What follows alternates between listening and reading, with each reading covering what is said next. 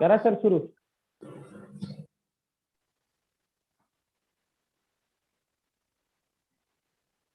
सुरू करायचं Nagesh sir. Sir सुरू करा म्हणजे. हो हो.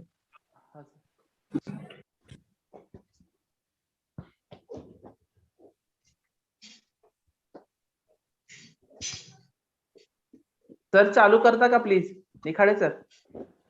ठीक आहे. हा.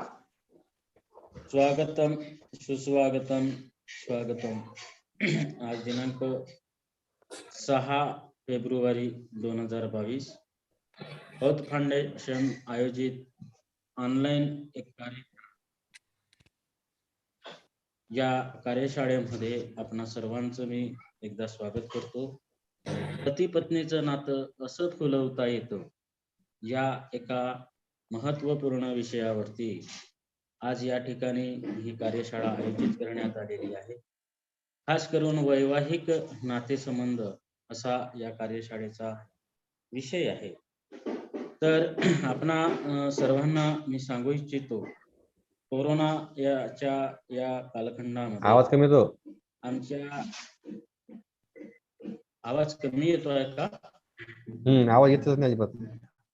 हॅलो. माईक जवळ.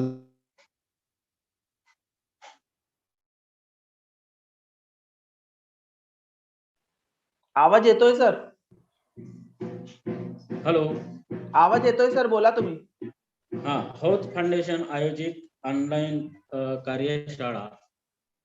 या कार्यशाळेमध्ये पती पत्नीचं नातं असं फुलवता येतं या विषयावरती आज ही कार्यशाळा हौत फाउंडेशनने आयोजित केलेली आहे. अशा या कार्यक्रमामध्ये या कार्यशाळेमध्ये आपणा सर्वांचं मी मनपूर्वक स्वागत करतो. आणि आज या ठिकाणी मला सांगावंसं वाटतं की अत्यंत महत्वाच्या विषयावरती ही कार्यशाळा होती आहे. कोरोना कालावधीमध्ये अनेक प्रकारच्या समस्यांमध्ये ही सगळ्यात मोठी समस्या राहिलेली आहे आणि असं होऊ नये, समाजामध्ये अशा प्रकारचं तेढ निर्माण होऊ नये अशा प्रकारचा एक विचार घेऊन आमच्या फाउंडेशनचे संचालक नागेशजी मादेशी यांनी हे पाऊल उचललेलं आहे.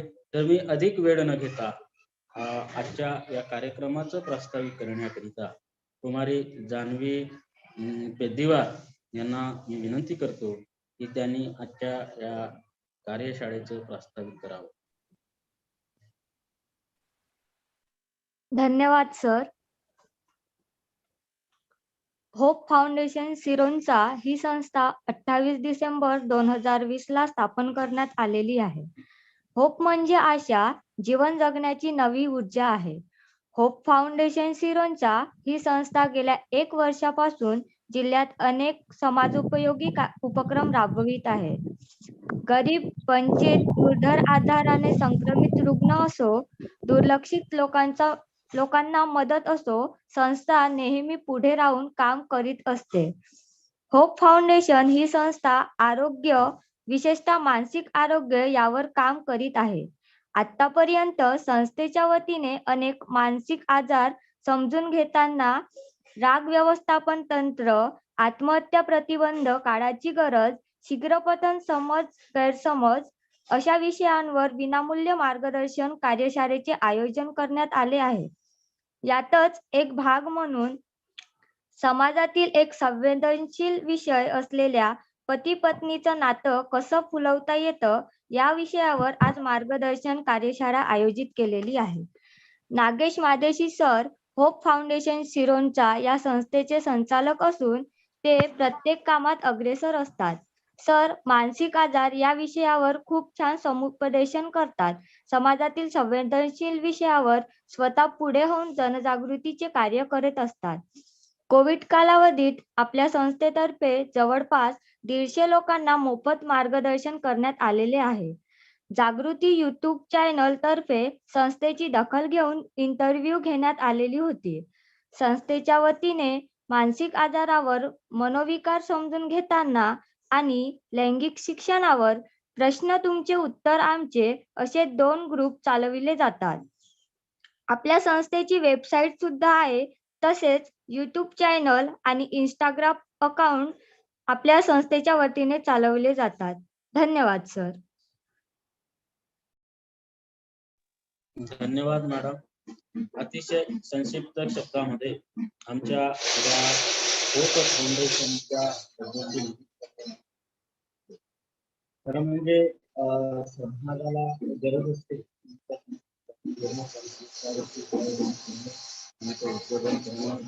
आणि त्यांना विशिष्ट मार्ग दाखवून या बाबतीमध्ये ज्या ज्या काही संघटना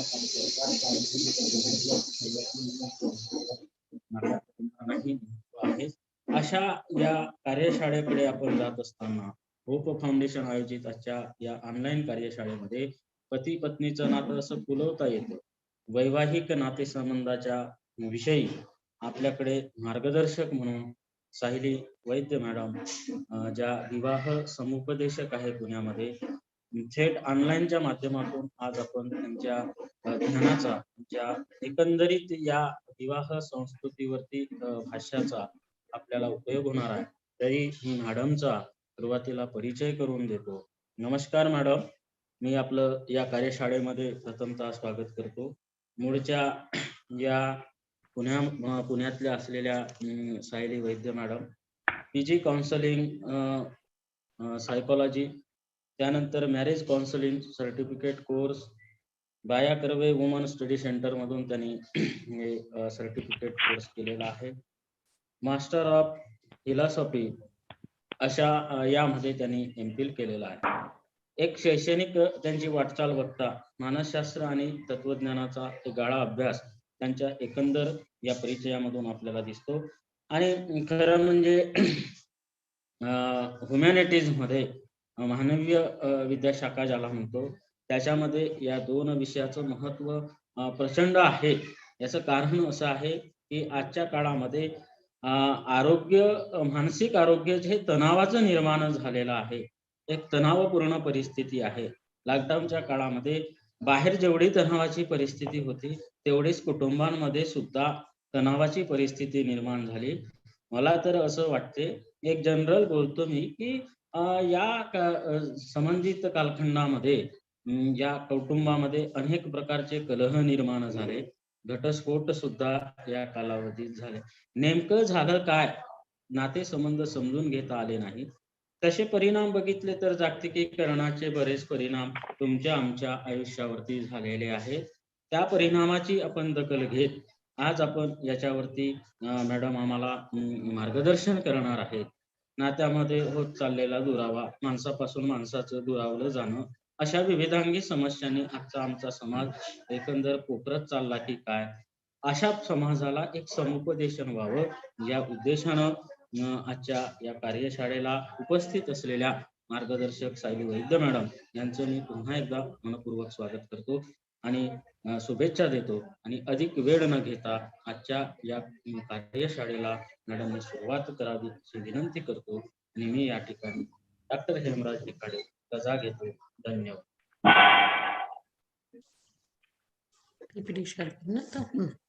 नमस्कार, मी सायली वैद्य. आपल्या सर्वांचे या कार्यशाळेत स्वागत आहे. नागेश सरांचं मी आधी कौतुक करते थोडं, की हा जो एक छान उपक्रम ते आता राबवतात ते खरोखर कौतुकास्पद आहे. थोडी आपण आता सुरुवात अशी करूयात की खरंच आता नवीन पिढी यांच्या मनामध्ये आपल्या कुटुंब संस्थे किंवा एकंदरीतच लग्न संस्थेबद्दल जे काही एक गैरसमज पसरत चाललेले आहेत, तर पुढे त्या गोष्टी म्हणजे आता मी लग्न करावं की नाही असे जे विचार होत चाललेत नवीन पिढीचे, जे चुकीचे आहेत. आपल्या हिंदू संस्कृतीप्रमाणे या गोष्टी कुठेतरी थांबायला हव्यात. त्यांच्या मनातले गैरसमज, त्यांना त्याच्याबद्दल वाटणारा जो राग आहे, या सगळ्यासाठी आपण आपल्या पिढीने खूप प्रयत्न करणं गरजेचं आहे. दिवसेंदिवस घटस्फोटाचं प्रमाण वाढत चाललेलं आहे. या सगळ्याची कारणं शोधून काढून आपण त्यावरती नक्कीच काहीतरी हालचाल केली पाहिजे, असं मी कायम सगळ्यांना सांगते. आपण आता सुरुवात करूयात. जरा इथे PPT शेअर करते मी.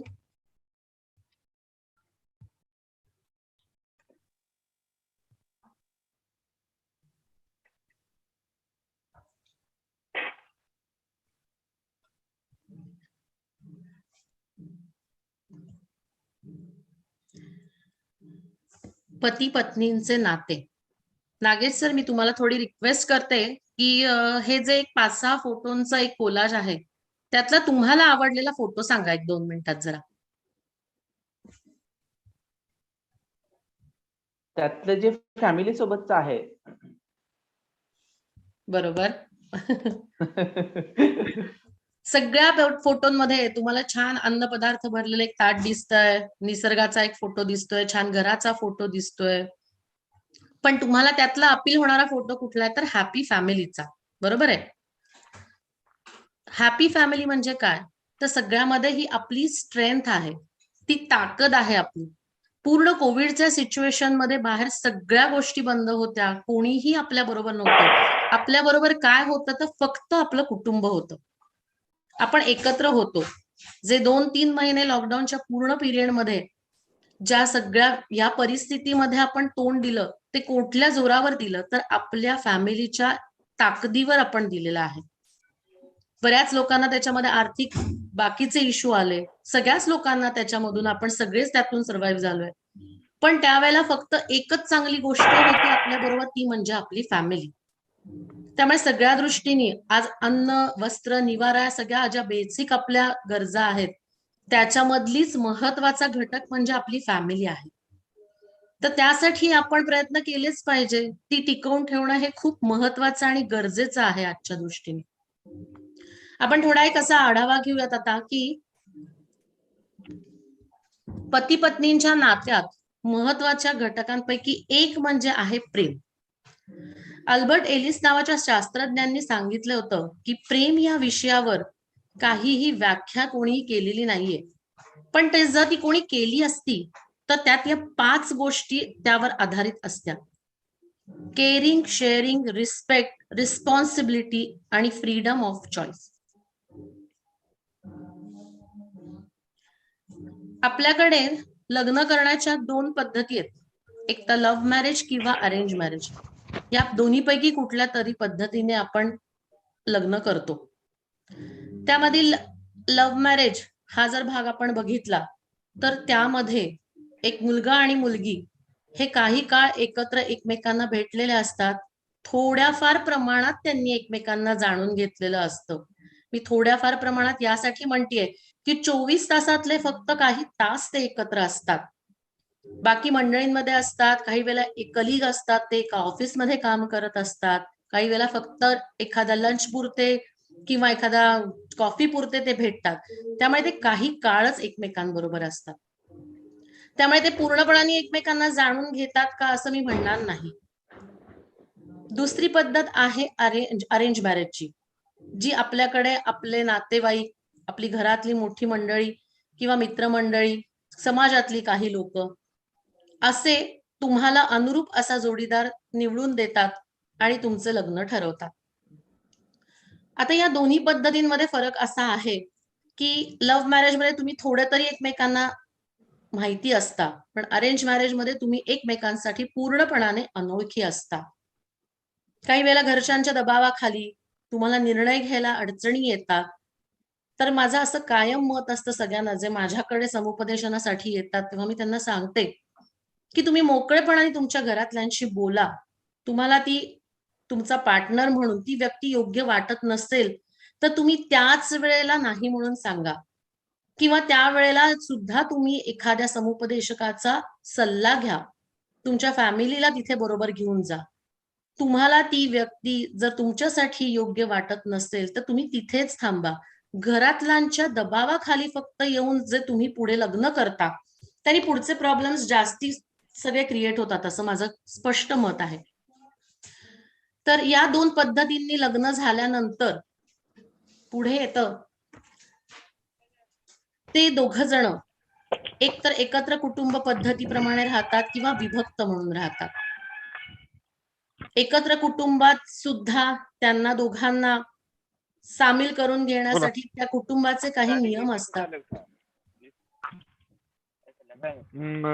गार्डिंगचे म्हणजे तरी इथं हे गार्डिंगचे इथं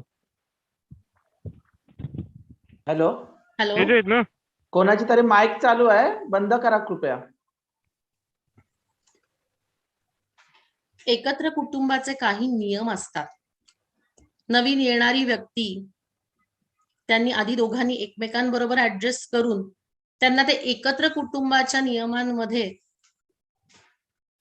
तिथे जुळवून घ्यायचे असते. विभक्त कुटुंबाचे आणखीन वेगळे नियम आहेत. तिथे जबाबदाऱ्या जास्ती असतात, फॅमिलीचा सपोर्ट नसतो, सगळ्या गोष्टी फक्त नवरा बायकोंना करायच्या असतात. त्यानंतर लग्न झाल्यानंतर या 4 गोष्टींपैकी कुठल्या तरी एका कॅटेगरीमध्ये ते कपल बसतं. जेव्हा ती लग्न होऊन नवीन मुलगी येते तुमच्या घरात, ती आल्यानंतर सगळ्यात मोठी जबाबदारी ही त्या घरात त्या पुरुषाची असते, त्या पतीची असते, की आपल्या घरातले जे काही नियम असतील, काही जुन्या परंपरा असतील, रूढी असतील, त्या तिला सगळ्या व्यवस्थित समजावून सांगणे.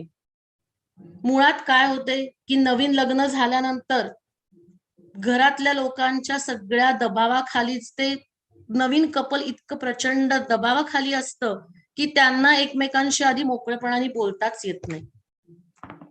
या सगळ्या परिस्थितीमध्ये ते इतके गांजले जातात की त्याच्यामध्येच एखादं मूल होऊन जातं. या सगळ्या गोष्टी त्यांच्याकडनं आपोआप घडत जातात, जिथे त्यांनी अजून एकमेकांना पूर्णपणाने जाणूनही घेतलेलं नसतं.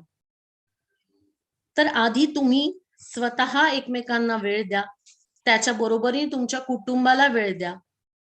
एकत्र कुटुंब असेल तर त्याचे नियम हे दोघांनीही तुम्ही त्याचं पालन केलं पाहिजे. एकत्र कुटुंबातील बाकीच्या सदस्यांनीही नवीन येणाऱ्या व्यक्तीला आपल्यामध्ये छान प्रकारे सामावून घेतलं पाहिजे, थोडं समजून घेतलं पाहिजे. तसंच विभक्त कुटुंबामध्ये जर नोकरी करणारे असतील तर घरकाम, बाहेरची कामं या सगळ्या गोष्टी कपलनी एकमेकांबरोबर वाटून घेतल्या पाहिजे. एकमेकांना समजून घेतलं पाहिजे. आज एक गोष्ट तू माझ्यासाठी केलीयस, घरातलं काम तू माझ्यासाठी केलंयस, बाहेरचं एक काम आज मी करून येते, हे अंडरस्टँडिंग हवं. नवीन नवीन सगळ्याच गोष्टी छान असतात, सगळे कौतुक करत असतात. खरा काळ सुरू होतो तो 7-8 महिन्यांनंतर. 7-8 महिन्यांनंतर खरं कपलला एकमेकांचे स्वभाव, एकमेकांमधले गुण दोष सगळेच कळायला लागतात. हळूहळू गोष्टी एक एक उलगडत जातात. त्यानंतर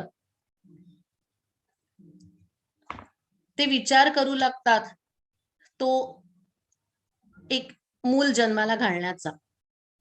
तेव्हाही मी कायम सांगते, 1 वर्ष साधारणतः झाल्यानंतर ज्या वेळेला तुम्ही एकमेकांबरोबर पूर्णपणाने कम्फर्टेबल असाल, तुम्ही एकमेकांबरोबर छान प्रकारे ते 1 ते 1.5 वर्ष घालवलेलं असेल तर त्यानंतर तुम्ही मूल होण्याचा विचार करावा.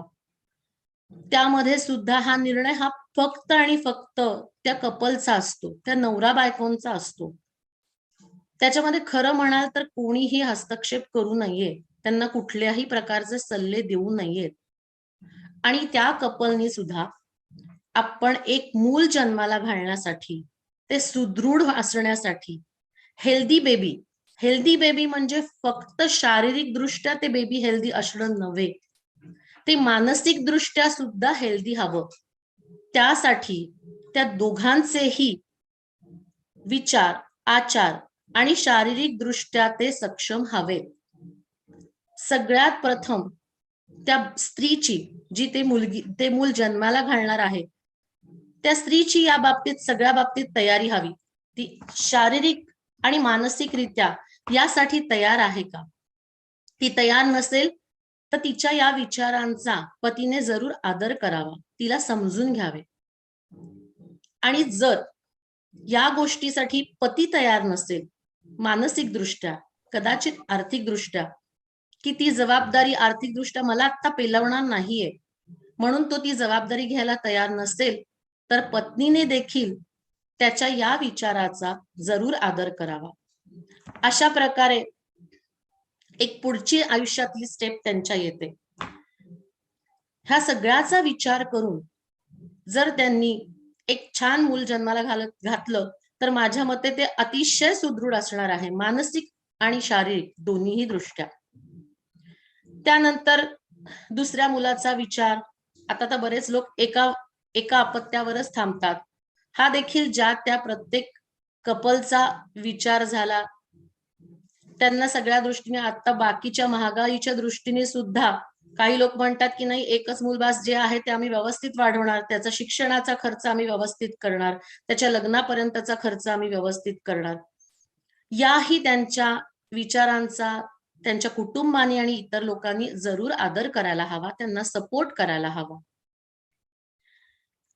त्यानंतर आहे ते मध्यम वयाचं कपल, 2 मुलं झाली, साधारण 40 नंतर.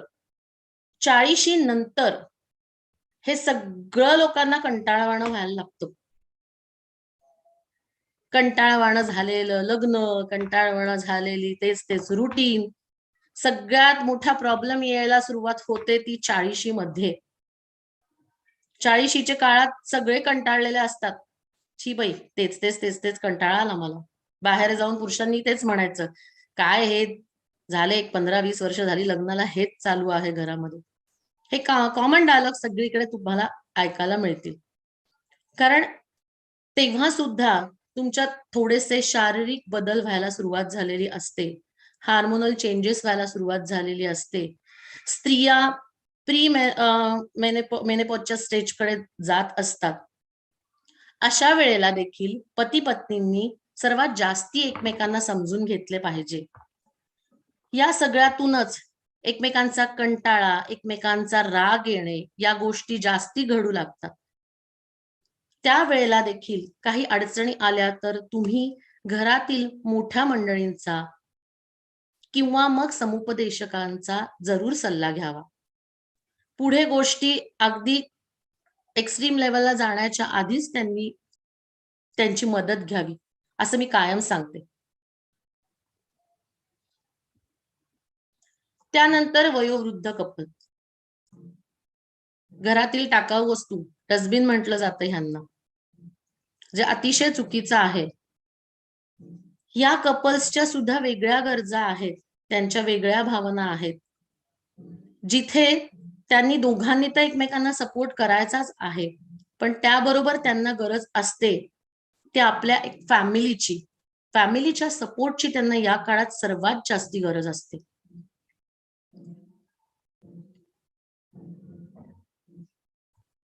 Kamjeevan, how important is sex in a relationship. त्याचे बेनिफिट्स तुम्ही इथे बघू शकता, इमोशनल आणि फिजिकल लेवलला. Happiness, stress release, self image, intimacy. Physical म्हणाल तर पेन रिड्यूस, हार्ट हेल्दी राहतं, इम्युन फंक्शन चांगलं राहतं, इम्प्रूव्ह फिटनेस.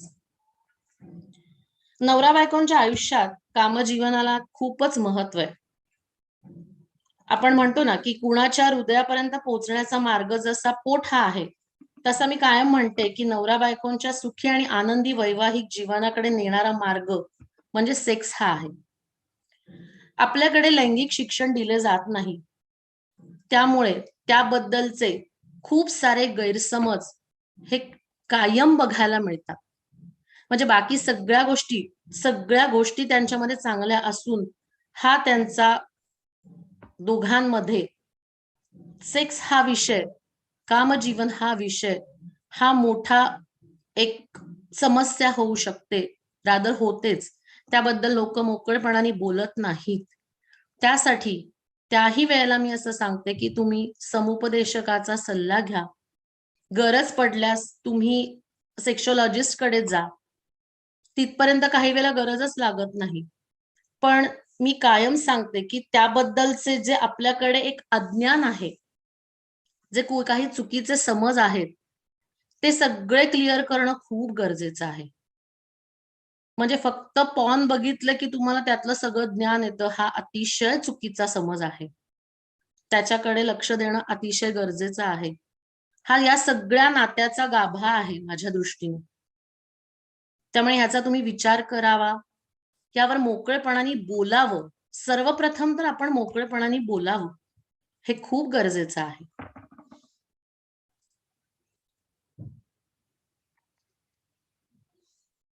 आता आपण बघूयात नवरा बायकोंसाठी काही खास टिप्स. लग्न म्हणजे बंधन नव्हे. सगळ्यात मोठा गैरसमज. झालं मी आता अडकलं जाणार. झाले ग आता मी अडकली जाणार ग, आता मी अगदी भेटू पण शकणार नाही ग. इथूनच सुरुवात होते. असं नाहीये. हा मोठा गैरसमज आहे तुमचा. लग्न हे बंधन नव्हे. तुम्ही काय समजता यावर गोष्टी आहेत. तुम्ही आत्ताच बंधन समजलं तर बाकीचं लोकही त्या तुम्हाला त्या बंधनात ठेवणारच आहेत. तर असं नाही. लग्न हे बंधन नाही. अनुरूप जोडीदार निवडा. अनुरूप जोडीदार निवडा हे मी असं कायम सांगते की मगाशी जसं मी सांगितलं तसं की अरेंज मॅरेज मध्ये जास्ती करून जर तुमची नाराजी असेल तर ती त्याच वेळेला व्यक्त करा. तुम्हाला तो जोडीदार म्हणून पसंत नसेल तर तुम्ही त्याच वेळेला विरोध करा. आणि अनुरूप जोडीदार म्हणजे आवाजा सवाजा तुम्ही अपेक्षा करता. म्हणजे 100 किलोच्या मुलांनी म्हणायचं की मला चवळीची शेंग हवी आहे, ही अपेक्षा ठेवून जर तुम्ही जोडीदार शोधाल तर तुमचं आयुष्यात कधीच लग्न होऊ शकणार नाहीये. त्यामुळे जोडीदार निवडताना साधारण ज्या बेसिक गोष्टी बघितल्या जातात त्या तुम्ही बघा. तुमचे स्वभाव. आपल्याकडे सगळ्यात पहिल्यांदा जातपात बघितली जाते. जात ही सुद्धा यासाठी बघितली जाते की साधारणतः त्या घरांमधल्या सगळ्या सवयी, रूढी, परंपरा ह्या साधारण सारख्या असतात. यासाठी एका जातीत किंवा एका धर्मात लग्न करावे. असा सगळ्याचा विचार करून तुम्ही योग्य जोडीदार निवडा. म्हणजे पुढे प्रॉब्लेम्स येणार नाहीत. इगो पहिला सोडा. मी सगळ्यांना सांगते की इगो पहिला सोडा. इगो हा नवरा बायकोच्या नात्याचा म्हणजे मोठा शत्रू म्हणला तरी चालेल. इगो पहिल्यांदा सोडा. एकमेकांना समजून घ्यायला हवे. समजून घ्या. काही वेळेला नवऱ्याने समजून घ्यावे, काही वेळेला बायकोने समजून घ्यावे. प्रत्येक वेळेला मी म्हणत नाही की एकानेच समजून घ्यावे. ही दोघांचीही जबाबदारी आहे की दोघांनीही काही काही वेळेला समजून घेतलं पाहिजे परिस्थितीप्रमाणे. त्यानंतरचा मोठा खदखददारा किंवा एक ज्वलंत विषय म्हणजे सासू सुनांचे नाते. त्यामध्ये एक छोटीशीच टीप आहे. सासू सुनांचे नाते मैत्रीचे व्हायला हवे. ज्या वेळेला ते मैत्रीचे होईल तेव्हा बाकीच्या सगळ्या गोष्टी सुरळीत होणार आहेत. कुटुंबातील प्रत्येक नात्यातच मोकळेपणा हवा. जसं मी आता सासू सुनेचं म्हटलं तसं बाकीही नात्यांमध्ये नवरा बायकोनी त्यांच्या मुलांशी अपत्यांशी वागताना, बायकांनी त्यांच्या सासू सासऱ्यांशी, पतीने बायकोच्या आई वडिलांशी, या सगळ्याच नात्यांमध्ये एक मोकळेपणा हवा. संवाद हवा. अपेक्षा समजून घ्या. एकमेकांच्या अपेक्षा समजून घ्या, छोट्या मोठ्या. आपली अपेक्षा आपला पार्टनर समजून घेतोय आणि त्या पूर्ण करतोय म्हणून तुम्ही चुकीच्या आणि कुठल्याही विचित्र अपेक्षा ठेवणे देखील चुकीचे आहे. मी हे पण सांगते. लोक हेही घरी जाऊन सांगतात की काय सांगितलं होतं मॅडमनी, तू माझी ही अपेक्षा पूर्ण करत नाहीस. नाही. आवाजच्या सवा अपेक्षा तुम्हीही ठेवू नका.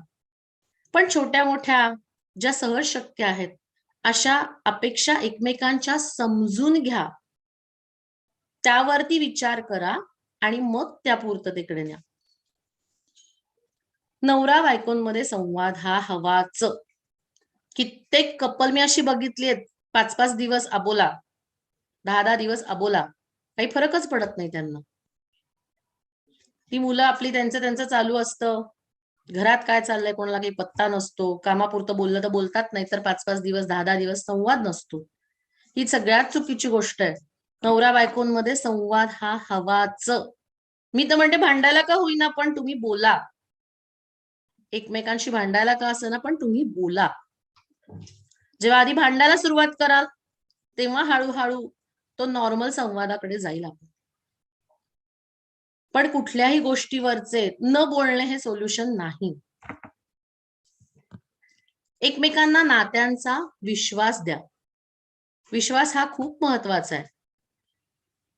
तुमच्या काही पुढच्या एकमेकांच्या कमिटमेंट्स असतील, किंवा तुमची काही स्वप्न असतील, तुमच्या काही अचिव्हमेंट्स असतील, या सगळ्यासाठी किंवा पतीने, ही मोठी भूमिका ही पतीची असते काय, की सगळ्या बाबतीतला त्यांनी एक विश्वास दिला पाहिजे. तो पत्नीला दिला पाहिजे, आपल्या कुटुंबालाही दिला पाहिजे. वाद जर झाले तुमचे, तर त्या वादाचं कारण शोधा. उपाय नक्की सापडतो तुम्हाला. काही वेळेला कारण अगदी फुसकं असतं, कारण वेगळ्याच गोष्टी काहीतरी घडलेल्या असतात. त्यामुळे ते वादाचं कारण शोधा. 10 दिवसांपूर्वीच सुद्धा एखादं, बायकांच्या बाबतीत अगदी हे असतं, 10 दिवस ती ते सगळं आपल्या डोक्यात ठेवत असते, कारण काहीतरी वेगळंच घडलेलं असतं आणि ती भांडत कुठल्या तरी वेगळ्याच गोष्टीने असते. त्याचं कारण शोधा. आणि ते शोधायचं कसं, तर ते संवादातून, बोलण्यातूनच तुम्हाला त्याचं कारण समजणार आहे आणि मग उपाय सापडणार आहे. सुख अनुभवायला हवं. छोट्या छोट्या गोष्टींमध्ये तुम्ही सुख शोधा, अप्रिशिएट करा. मी कायम सांगते, छोट्याशा गोष्टीत, अगदी नवरा ऑफिसमध्ये निघाल्यावरती, अरे वा आज हा शर्ट छान दिसतोय तुम्हाला, बायकोनी एखादा पदार्थ केला तर अरे वा आज हा पदार्थ छान झालाय. दोघांनी एकमेकांना करा. फक्त बायकोनेच अपेक्षा ठेवायची की मला चांगलं म्हणलं पाहिजे, मी छान दिसते म्हणलं पाहिजे, असं काही नाहीये. दोघांनीही एक या गोष्टी अप्रिशिएट करा आणि या छोट्या छोट्या सुखांचा अनुभव घ्या. तुम्ही छोट्या गोष्टींमध्ये आनंद शोधा, आनंद घ्या आणि आनंद द्या. नात्यांमधील संवेदनशीलता समजून घ्या. इमोशन्स येतात इथे, भावना येतात, सगळ्या तुम्ही त्या समजून घेतल्या पाहिजे दोघांनीही एकमेकांच्या. त्यातला हळुवारपणा, त्यामध्ये येणाऱ्या आपल्या बायकोला काय वाटतंय, तिच्या आत्ता काय भावना आहेत, तिच्या आत्ता काय परिस्थिती आहे, ह्या समजून घ्या. नवऱ्याच्या सुद्धा, तो कुठल्या ऑफिसच्या त्रासाने व्यस्त असेल, त्यावेळेला त्याच्या काय गोष्टी आहेत हे सगळं समजून घ्या. प्रत्येकाला एक संवेदनशील असं मन दिलेलं आहे, त्यामुळे आपल्याला हे समजू शकतं. आपल्याला त्रास होतो मनाला, आपल्याला वाईट वाटतं, आपल्याला दुःख होतं, तसं दुसऱ्यालाही होत असेल ना, ते समजून घ्या. भांडण हे कायम 4 भिंतीमध्येच संपवा. 4 भिंतीतच तुमचं भांडण संपलं पाहिजे. दुसऱ्या दिवशी उठल्यावर तुम्ही त्या गोष्टी विसरून गेला पाहिजे. बेडरूम मधून बाहेर पडताना, तुमच्या घरातून बाहेर पडताना, भांडण हे 4 भिंतीमध्येच संपवा. नात्यांची किंमत तुम्हाला कळायलाच हवी, दोघांनाही आणि संपूर्ण कुटुंबाला. नात्याची किंमत तुम्हाला कळायलाच हवी. ती तुमची ताकद आहे हे तुम्हाला कळायला हवं. आपला जोडीदार हा आपला प्रतिस्पर्धी नव्हे, हे तर मी कायम सांगते. चुरस लागल्यासारखे भांडत असतात दोघ जण आणि धावत असतात. तुला इतका पगार, मग मला इतका पगार, मी घरात इतकं काम तर तू तितकं काम, तू असं केलंस तर मी तसं करणार, तू हे केलं मी तेच आणणार. तुमचा जोडीदार हा तुमचा प्रतिस्पर्धी नाही. त्यामुळे ती चुरस नको, ती स्पर्धा नको घरात. त्याने सुद्धा खूप प्रॉब्लेम सॉल्व्ह होणार आहेत तुमचे. आपापली जबाबदारी समजून घेणं खूप महत्वाचं असतं. आपले आपले रोल समजून घ्या आणि प्रत्येक वरती एक लेबल लावू नका की आई म्हणजे ती घरातलंच काम करणार, वडील म्हणजे बाहेर जाऊन ऑफिसमध्ये जाऊन पैसेच कमवून आणणार. नाही, प्रत्येकाने आपली जबाबदारी समजून घ्या. दोघांनी त्या जबाबदाऱ्या वाटून घ्या. मी कायम सांगते, तिथे सुद्धा एक मोठा वादाचं कारण ठरतात या गोष्टी. त्याला जबाबदारीची जाणीवच नाहीये, सगळं मीच करायचं, किंवा हिला काही करायचंच नसतं, ही कसली जबाबदारीच घेत नाही, ही कधी बाहेरच पडत नाही, ही मुलांची जबाबदारी पण योग्यरीत्या पार पडत नाही. असे लेबल लावू नका एकमेकांना. मुलांसमोर भांडण नको, हे तर मी कायम सांगते. मुलांसमोर अजिबात भांडायचं नाही. ते तुमचा काय आदर्श ठेवणार आहेत?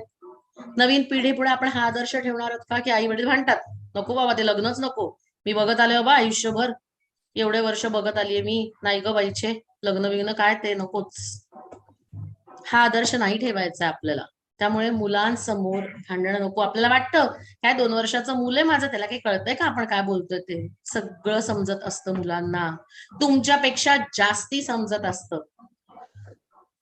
त्यामुळे मुलांसमोर भांडण नको.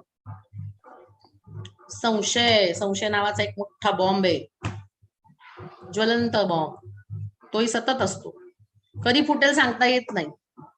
त्यामुळे तो वेळीच लांब ठेवा तुमच्या घरापासून. दोघांच्याही बाबतीत म्हणते मी.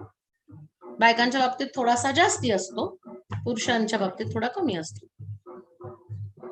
पैशांबरोबर नातंही कमवायला हवं. नातं कमवायलाच हवं. सगळीकडे फक्त व्यवहार आणून चालत नाही. नात्यांनाही तेवढंच महत्व द्या. सगळीकडे फक्त कमर्शियल व्ह्यू नको. वृद्ध आई वडिलांबरोबर समजुतीने आणि आनंदाने राहा. एकत्र कुटुंबात राहत असाल किंवा विभक्त कुटुंबामध्ये,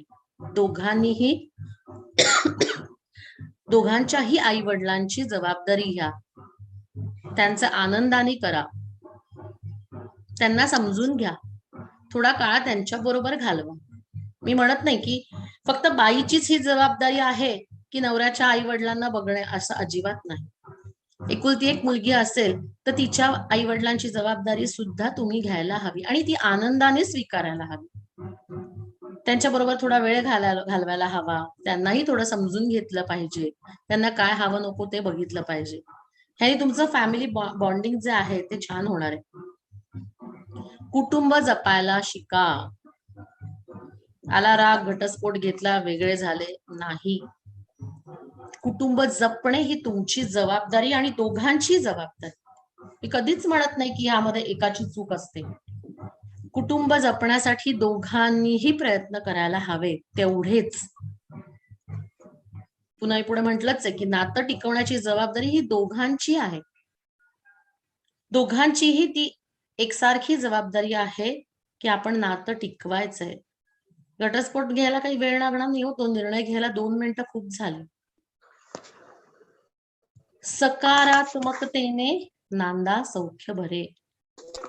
पॉझिटिव्हिटीने छान आयुष्य जगा. आपल्याला देवाच्या कृपेने खरोखर खूप चांगलं आयुष्य मिळालेलं आहे. मनुष्य जन्म मिळालेला आहे. त्यामुळे सकारात्मकतेने अगदी छान आनंदाने तुम्ही नांदा.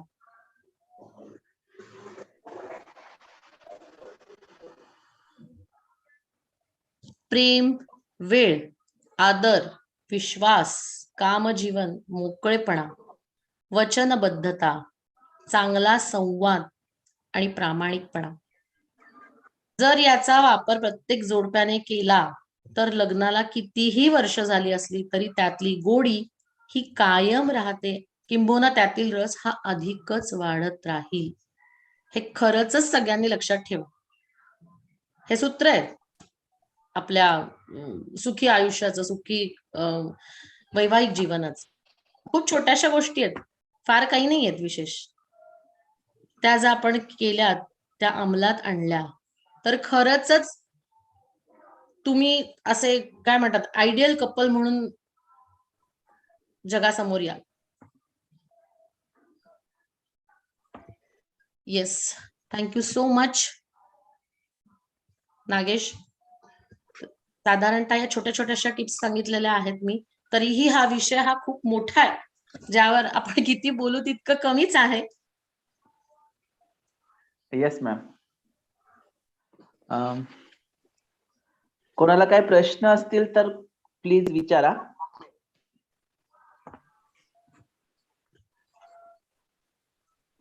सेशन कसं वाटलं?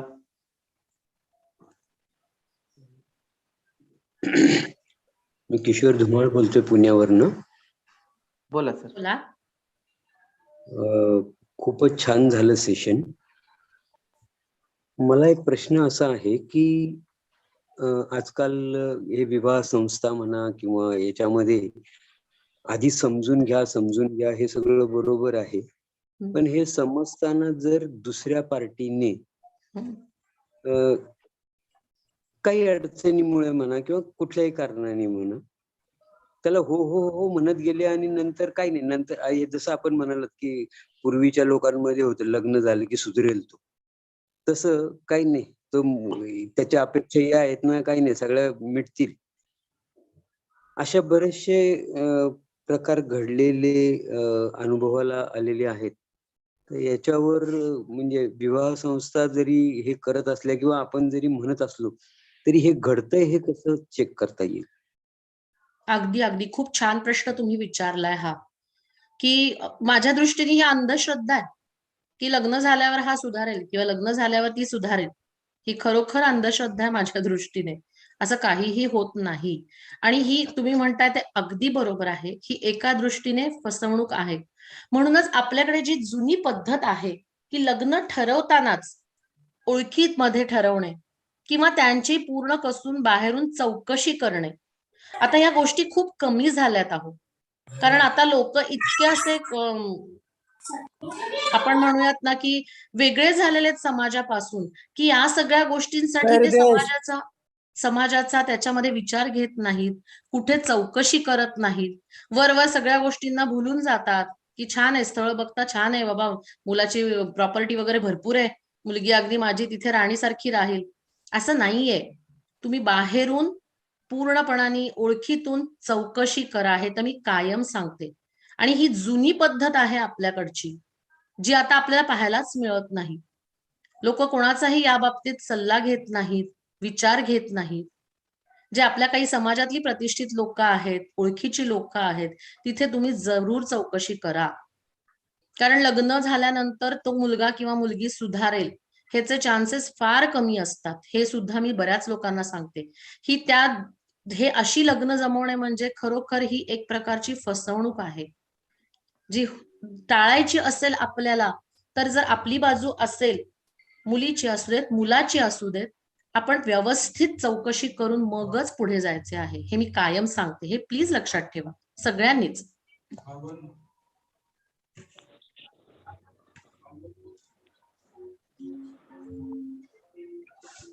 हॅलो. हा बोला. हा नमस्कार मॅडम, मी जालन्याहून नामदेव मोहिते बोलतोय. नमस्कार, बोला. सायली मॅडम, प्रथमतः तुमचे खूप खूप अभिनंदन. थँक्यू. कारण खूप छान अशी माहिती दिली आणि तुम्ही जे मार्गदर्शक टिप्स दिलेले आहेत त्यानुसार जर आपण आपलं जीवन त्या पद्धतीने जर ठेवलं तर नक्कीच कुणाच्याही या वैवाहिक जीवनामध्ये अडचणी येणार नाहीत असं मला वाटतं. नक्कीच नक्कीच. Thank you ma'am. थँक्यू. अजून कोणाला काय प्रश्न?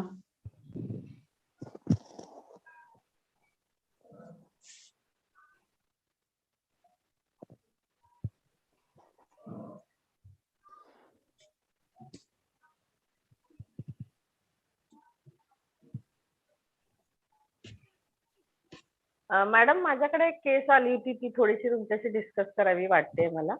बोला ना. हा, एक यंग कपल आलं होतं. हार्डली 1 वर्ष पूर्ण पण झालेलं नाही अजून त्यांच्या लग्नाला. आणि ही क्लायंट माझ्याकडे आली, ती मुलगी थोडी फॉरवर्ड होती अतिशय. म्हणजे she was in physical relation before her marriage and very well, म्हणजे सगळंच इंटरकोर्स वगैरे सगळ्यातलं धडाधड बोलणारी, सांगणारी, ओपन माइंडेड. तर तिने मला असं सांगितलं की her husband was not able to perform for the first night itself. आणि मग देन काय म्हणायचं त्याला, मी त्याला फोर्स केलं and then he perform. That was only once when for the first night. त्याच्यानंतर अजिबात म्हणजे इज नॉट परफॉर्मिंग. आणि मग मी त्याला भरपूर हे करते, म्हणजे प्रयत्न करते हे करण्याचा, काउन्सिल करण्याचा किंवा पॉझिटिव्हिटीकडे नेण्याचा. आणि but he is not able to perform. आणि त्याचा ऑलरेडी एका आधी मुलीशी अफेअर होतं. त्याच्यामुळे तो असा करत असतो, कारण तो तिच्याशी कंटिन्यूस फोनवर वगैरे बोलत असतो. पण त्यांनी मला लग्नाच्या आधीच हे सगळं सांगितलं आणि माझं त्याच्यावर काहीच ऑब्जेक्शन नाहीये, कारण नाव दे आर फ्रेंड्स. तर अजूनही तोच प्रकार म्हणजे चालू आहे. मग तिला मी युरोलॉजिस्ट कडे जायला सांगितलं वगैरे. चांगले लिडिंग युरोलॉजिस्टनी त्यांना औषधं वगैरे दिली, पण तो ते औषधं वगैरे पण घ्यायला तयार नव्हता. मग ती जेव्हा द्यायची तेव्हाच तो घ्यायचा. परत त्यांनी ते पण बंद केले. मग त्याला फॅमिली मीटिंग झाल्या, त्यांना विचारण्यात आलं की तुला, मग तिला तर डिवोर्सच पाहिजे होता ऍट एनी कॉस्ट. मग त्याला नको आहे. मग तो म्हणाला नाही, मी आता इथून पुढे व्यवस्थित वागेन. मग तुला तसा प्रॉब्लेम आहे का? तर नाही, असं त्याचं म्हणणं आहे. अजूनही ते तसंच भिजत घोंगणं पडलेलं आहे आणि निर्णय काहीच झाले नाहीये म्हणजे त्यांच्यामध्ये. हो, थोडक्यात. बर नाही, मी तुम्हाला पुन्हा म्हणजे असं सांगेन की एकंदरीत तुम्ही दोघांच्या साधारण पर्सनॅलिटी मला सांगितल्या, त्याच्याप्रमाणे मुलगी थोडी या बाबतीत जास्ती आपण बोल्ड म्हणूयात आत्तापुरतं, बोल्ड दिसतीये. आणि मुलगा, कारण यामध्ये उलटे रोल्स आहेत दोघांचे, आणि तो त्या बाबतीत थोडासा गोष्टी हळूवार पुढे नेणारा आपण म्हणूयात, की तिला जे अपेक्षित आहे त्याच्याकडनं जो परफॉर्मन्स तिला अपेक्षित आहे म्हणजे सेक्समध्ये, तो आत्ता दिसत नाहीये तिला, म्हणून ती डिसअपॉइंट झालेली, आणि त्या एका गोष्टीवरून तिने फक्त हा निर्णय घेतला असं आत्ता वर पाहता तरी दिसतंय. तर तिने या सगळ्याचा पुन्हा विचार करावा, कारण तो जर म्हणतोय की माझ्यामध्ये बाकी काही प्रॉब्लेम नाहीये, तर याचा जरूर एकदा पुन्हा विचार करायला हवा. कारण यामध्ये काय, हा मेन त्यांच्यामध्ये इश्यू दिसतोय की ती खूप बोल्ड, आणि तो ह्या बाबतीत गोष्टी हळूवारपणाने पुढे नेणाऱ्या, या दोन्ही वेगळ्या वेगळ्या पर्सनॅलिटीज असल्या कारणामुळे आहे. अच्छा, पण मग न्यूरोलॉजिस्टने औषधं पण दिली होती त्याला. औषधं दिली आहेत त्यांना? बर, असं तिने सांगितलं, म्हणजे सांगितलं. पण तिला मी सांगितलं नाही, पण तिने प्रिस्क्रिप्शन दाखवलं. तुम्ही दोघांची सेशन घेतलीये का एकीशी, तिच्याशी? नाही, मी तेच. हा एक महत्वाचा होता इश्यू, मला पण लक्षात आला मॅडम. कारण दोघांशी बोलणं खूप गरजेचं आहे ना. खूप महत्वाचाच आहे, प्रश्नच नाही. बट म्हणजे तो तयारच नाहीये. बर असं ती म्हणते, म्हणजे इव्हन हे आपल्याला काहीच समजू शकत नाही काय आहे. नाही, तुम्ही एक दोनदा थोडा तिला हा फोर्स करून बघा की मला दोघांशी बोलायचं किंवा मला त्याच्याशी पण बोलायचंय, असं तुम्ही एकदा म्हणून बघा. कारण मला या सगळ्यामध्ये थोडं हे जास्ती वाटतंय की ती एकंदरीतच बोल्ड कॅटेगरीची एक मुलगी असल्यामुळे, आणि तुमच्यापर्यंत ती त्याला पोहोचूच देत नाही, आणि दोन्ही बाजू आपण ऐकल्याशिवाय आपण कुठल्याच कन्क्लुजनला येऊ शकत नाही ना. तुम्ही एक समुपदेशक आहात, त्यामुळे तुम्ही समजू शकता की आपण काय याच्यातून कन्क्लुजन काहीच नाही काढू शकत आपण. त्यामुळे त्याची बाजू ऐकून घेणं हे सुद्धा आता आपल्यासाठी खूप गरजेचं आहे. त्यामुळे तोपर्यंत तुम्ही तिला हेच सांगत राहा की तू त्याला एकदा माझ्याकडे एकदाच घेऊन ये म्हणा, मग मी पुढे सांगते तुला काय करायचं आहे ते. आता वरकरणी तरी मला असंच वाटतंय, कारण या सगळ्यामध्ये. आणि दुसरी बाजू अशी आहे मॅडम की त्याच्यामध्ये त्यांना प्रॉब्लेम आहे ह्याचं मुळात सांगू पण शकत नाही ना. आता ती असं ब्लेमिंग पर्सनॅलिटी पण असू शकतं, आणि कदाचित तो तुलना करत असेल, किंवा तो डिप्रेशन मध्ये असेल, किंवा तिची आठवण येत असेल, तर त्याच्यामुळे दोघांची जेव्हा आपण मतं घेणार तेव्हाच आपल्याला लक्षात येईल. कारण की ऍज अ गुड काउन्सिलर म्हणून आपण दोघांचं जोपर्यंत सल्ल्यासाठी आपण बोलवत नाही तोपर्यंत आपण त्यांच्यामधलं काही कन्क्लुजन काढू शकत नाही. प्री कन्सिव्ह नोशन्स तर नाहीच आहेत नक्कीच तिथे. त्याच्यामुळे हा एक हो, पण मग हे जर असं असतं तर मग तो म्हणजे कसं की ती डिवोर्सला पण तो तयार नाहीच आहे, पण मग ही डिवोर्सला गेली नसती ती, कारण ती म्हणते आता मी किती वेळ द्यायचा तिला. अगदी हेच सगळे म्हणाले की थोडा वेळ दे, पण ती म्हणाली आता वर्ष होत आलं, अजून मी वेळ किती देणार. तुम्ही उलट म्हणून बघा, तुम्ही म्हणा ठीक आहे मी त्याला बघते, त्याला त्याचं का म्हणणं आहे आपण ते तर जाणून घेऊयात की तो डिवोर्ससाठी का नाही म्हणतोय हे मला एकदा जाणून घ्यायचंय, असं म्हणा तुम्ही, आणि मग माझ्याकडे एकदा घेऊन ये, मग आपण बघूयात की ह्याच्यातून काही पुढे वर्कआउट होणार नसेल तर आपण त्याला समजावून सांगूयात की तुम्ही दोघं आत्ताच वेळीच विभक्त व्हा किंवा काय असं. अशा याने तुम्ही एकदा पहिल्यांदा तिला कन्व्हिन्स करा की त्याला तुमच्यापर्यंत घेऊन येण्यासाठी. आणि मला असं वाटतं मॅडम की त्या व्यक्तीमध्ये परफॉर्मन्स एन्झायटी राहू शकतं, कारण की ही जी स्त्री आहे मुलगी ती थोडी हवी झालेली असतं.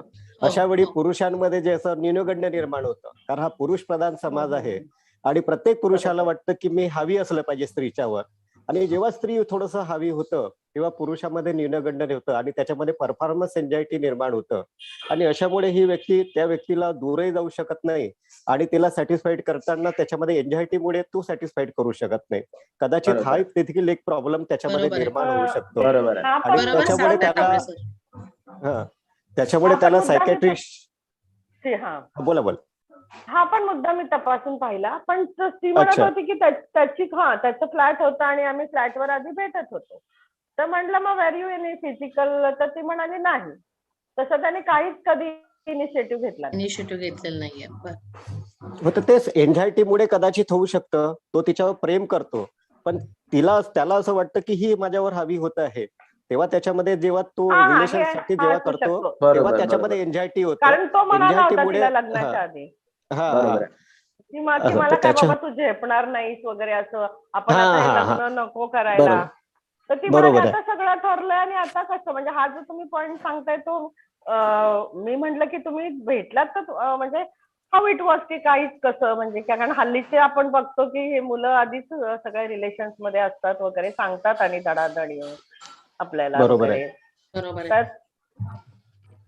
तर हा मुद्दा तुम्ही सांगताय तो असू शकतो. सुरुवातीचा प्रेमामध्ये कसं की प्रेम अतिशय वेगळं असतं, त्यावेळी प्रेमातलं नातं हे वेगळं असतं, पण पती पत्नी जेव्हा बनतं त्याच्यातलं नातं वेगळं बनून जातं मग, आणि त्याच्यामुळे प्रेमामध्ये काही आपण एकमेकांना ऍडजस्ट करून टाकतो, कारण प्रियकर प्रेयसी असतं. पण जेव्हा पती पत्नी बनतं तेव्हा मात्र एकमेकांच्या अपेक्षा वगैरे आणि महत्वाकांक्षा वाढून जातं, आणि अशा वेळी मग त्या नात्यामध्ये कदाचित अशामुळे दुरावा निर्माण होऊ शकतो किंवा त्याच्यामध्ये तणाव निर्माण होऊ शकतो, आणि त्याचे परिणाम या दोघांच्या नात्यात दुरावण्यामध्ये होत असतो, असं मला वाटतं. बरोबर आहे सर. बोलावं लागेल थोडक्यात. म्हणून दोघांशी बोललेलं मला इथे दोघांशी बोलणं गरजेचं राहतं, की त्याचं काय म्हणणं आहे ते आपण ऐकून त्यानुसारच आपण हे केलं पाहिजे असं. Anyway madam, thank you for sharing. Thank you. Madam एक प्रश्न आलेला आहे इनबॉक्स मध्ये, एकच मिनिट सर. हा बोला ना नागेश, बोला. 40 वर्षानंतर मॅरेज मध्ये काही प्रॉब्लेम होऊ शकता का, असं एक प्रश्न इनबॉक्स मध्ये आलेला आहे. 40 वर्षानंतर म्हणजे लग्नाला 40 वर्ष झाली. काय म्हणजे काय प्रकारचा प्रॉब्लेम होऊ शकतो असं त्यांना विचारायचं. तर डॉक्टर शैलजा खालेकर मॅडमचा प्रश्न आहे, मॅरेज आफ्टर एज 40 असेल तर काही डिफरंट डिफिकल्टीज असतात का? एज 40 वय त्यांचं स्वतःच, बरोबर आहे. 40 मध्ये तर मी तुम्हाला सांगितलेलंच आहे, सगळ्यात पहिला मोठा प्रॉब्लेम हाच येतो की आधी कंटाळा येतो एकमेकांचा. बरोबर. 40 नंतर कंटाळा यायला लागतो एकमेकांचा. काय तोच नवराही म्हणतो काय तीच बायको, रोज तेच वरण भात नको, असं जास्ती व्हायला लागतं. तर त्याच्यात एक काहीतरी नवीन आणण्यासाठी तुम्ही छोट्या छोट्या टेक्निक्स वापरा ना. म्हणजे तुम्ही छान आत्ताच्या मुलांच्या भाषेत आपण म्हणूया डेटवर जा तुम्ही दोघच जण कुठेतरी बाहेर फिरायला जा, किंवा दोघांचा काही एक छंद असेल तर तो तुम्ही एन्जॉय करा. अशा छोट्या छोट्या गोष्टी तुम्ही वापरा ज्याच्यात तुम्हाला थोडंसं काहीतरी नवीन मिळेल. तेच घर, तीच मुलं, तोच संसार, रोज तेच वरण भात करायचं, तेच एकमेकांची तोंड बघायची नाही. तुम्ही थोडेसे वेगळे, कारण काय होतं की ते एक कंटाळवाणं सगळंच आयुष्य व्हायला लागतं. त्याच्यात थोडासा जरी 2 दिवसांचा बदल तुम्हाला मिळाला ना तरी तो तुम्हाला खूप छान आनंद देऊन जातो. मॅडम त्यांचं म्हणणं असं आहे की वयाच्या 40 नंतर जर लग्न केलं तर काय होऊ शकतं का, असं त्यांचं परत मेसेज आलेला आहे. ओके, 40 नंतर लग्न केलं तर असं म्हणताय. 40 नंतर लग्न करताना मी असं म्हणेन की थोड्याशा जास्ती गोष्टी तुम्हाला चाचपडून बघायला लागतात, कारण कसं आहे दोघांचे 40 हे वय जे आहे, फायनान्शियली तुम्ही सेटल्ड असता दोघंही, किंवा तुमचे एक विचार खूप पक्के झालेले असतात, तुम्ही ऍडजस्ट होत नाही लवकर. तुम्ही काय, आपण सगळेच म्हणजे एक 40 नंतर आपण सगळ्या बाबतीत फर्म असतो, आपण पटकन असे फ्लेक्झिबल राहत नाही. जे 25 किंवा 30 मध्ये लग्न झाल्यावरती तरी मी 25च म्हणेन, 25तली मुलगी एक जी पटकन ऍडजस्ट होऊ शकते ती 40तली होऊ शकत नाही. त्यामुळे तुम्हाला जास्ती स्वतःमध्ये बदल करायला लागतील, किंवा तेवढ्याच ताकदीचा किंवा तेवढाच समजून घेणारा तुम्हाला समोरचाही पार्टनर हवा. या गोष्टी तुम्ही सगळ्या आधी क्लिअर एकमेकांमध्ये समजून घ्या. बाकी गोष्टींमध्ये जास्ती माझ्या दृष्टीने प्रॉब्लेम येणार नाहीयेत. एक मोठा मुद्दा त्याच्यामध्ये फक्त असा आहे की आता आपली जी सगळी एकंदरीतच एक शारीरिक एक घडण आहे जी थोडीशी, त्यामध्ये स्त्रियांना मेनोपॉज जो आहे, जो पूर्वी 50-52 कडे यायचा तो आता 35 मध्येच येतो. या गोष्टीची मात्र पूर्ण तयारी ठेवावी की 40 मध्ये जर त्यांनी लग्न करायचा विचार केला तर इश्यू होण्याचे चान्सेस अतिशय कमी असतात, अतिशय कमी, म्हणजे नाहीच्या प्रमाणे म्हटलं तरी चालेल. हा एक मोठा मुद्दा त्यांनी लक्षात घेतला पाहिजे. हा एक थोडासा प्रॉब्लेमॅटिक ठरू शकतो त्यांच्या आयुष्यात. बाकी माझ्या दृष्टीने काहीच नाहीये, कारण शेवटी एक कंपॅनियन म्हणून तुम्ही जर छान विचार केलात ना तर तुम्ही कुठल्याही वयाच्या टप्प्यावरती लग्न करू शकता, आणि जरूर करावं. कोणीतरी आपल्याला एक कंपॅनियन हा हवाच. मी कायम म्हणते एकटं राहणं सोपं नाहीये, आपण असे कळपानी राहणारे किंवा ग्रुपमध्ये राहणारे आहोत मनुष्य सगळे. त्यामुळे त्या दृष्टीने जर ह्या थोड्याशा गोष्टींचा त्यांनी विचार जर केला तर लग्न करायला काहीच हरकत नाही, अगदीच हरकत नाही. थँक्यू. अजून परत कोणाला काही प्रश्न, क्वेश्चन्स किंवा काही सांगायचं आहे, प्लीज शेअर करू शकता. आता जे केसकर मॅडम जे विचारलं होतं. हॅलो. हा बोला. बोला ना सर, बोला. तिथे माझं असं मत आहे की तुम्ही जे त्यांना सजेस्ट केलं की त्या मुलाला बरोबर घेऊन ये, त्याऐवजी त्याला एकट्याला पाठव हे जास्त सोयीस्कर राहील असं मला वाटतं. कारण तो बरोबर आला तरी तो नीट उत्तर देईल किंवा बरोबर उत्तर देईल किंवा देईल का नाही, येईल का नाही इथपर्यंत राहील. नाही, कारण आता मॅडम स्वतः सुद्धा समुपदेशक आहेत, त्यामुळे त्या टॅक्टिस वापरून त्या बरोबर त्याच्याशी एकट्याशी आधी बोलतील, मग दोघांशी बोलतील, हे त्यांना करावंच लागेल. त्या करणारच म्हणजे नक्कीच करणारच आहे. मॅडम म्हणजे सॉरी टू से समुपदेशांकडनं बोला ना बिनधास्त बोला, काय प्रॉब्लेम नाही. मी 12 वर्ष झालेत एकटा राहतोय आता. प्रश्न असा आहे की कारण अगदी क्षुल्लक असावेत असं वाटत होतं, कारण मला कळालंच नव्हतं. काल मी माझं घर आवरायला घेताना एक 13 वर्षापूर्वीची डायरी सापडली आहे आणि एक पानभर 8 पॉइंट लिहिलेले आहेत. ते मी पाहतो वाचून तुम्हाला. हो, फक्त एकच मिनिट सर, मला जरा तुमचं वय सांगू शकाल आणि तुमच्या लग्नाला किती वर्ष झालीत आणि किती वर्ष तुम्ही वेगळे राहताय जरा सांगू शकाल? माझं वय आता 68 आहे. बर. 54चा जन्म आहे माझा. 91 माझं लग्न झालं. बर. आणि 2010 पासून आम्ही वेगळे राहतोय. 2010 सालपासून वेगळे राहताय. बर बर बर. ऑक्टोबर 2010 पासून. बर बर. त्याच्या आधी आम्ही पहिले एका सायकोलॉजिस्ट कडे गेलो. बर. रादर मी एकटा गेलो होतो. माझ्या एका मित्राच्याच बहिणीकडे. आणि फ्लावर थेरपी करत होती म्हणून मी ते बाथ थेरपी समजून घ्यायला गेलो आणि त्या विषयात विषय निघाला. म्हणजे हे की मी कसं माझ्यात इम्प्रुव्हमेंट करेल या विषयानेच गेलेलो होतो. बरोबर. सांगितलं की त्यांनाही बोलवा म्हणजे आणखी मला कळेल, म्हणून त्यांना मी घेऊन गेलो. आणि सांगितलं की तुम्ही माझ्याबद्दल खूप चुकीचं त्या माणसाला बाईंना सांगितलेलं आहे. विषय सोडून दिला. मी परत सांगितलं की आपण दुसऱ्या एका सायकियाट्रिस्ट कडे जायचं, सायकोलॉजीकडे जायचं. पुण्यातल्या अगदी फेमस आहेत त्या. आम्ही त्यांच्याकडे एक सेशन झालं, दुसरं सेशन झालं. तिसऱ्या वेळेला त्यांनी मला विचारलं, बघा त्या किती 1-2 मिनिटात त्यांनी मला सांगितलं, तुम्ही अर्धा तास सगळं सांगताय.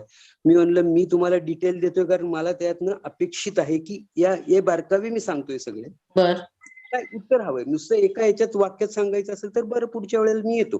त्या वेळेला मी गेलो आणि फक्त एक पेपर झेरॉक्स काढून घेऊन गेलो होतो.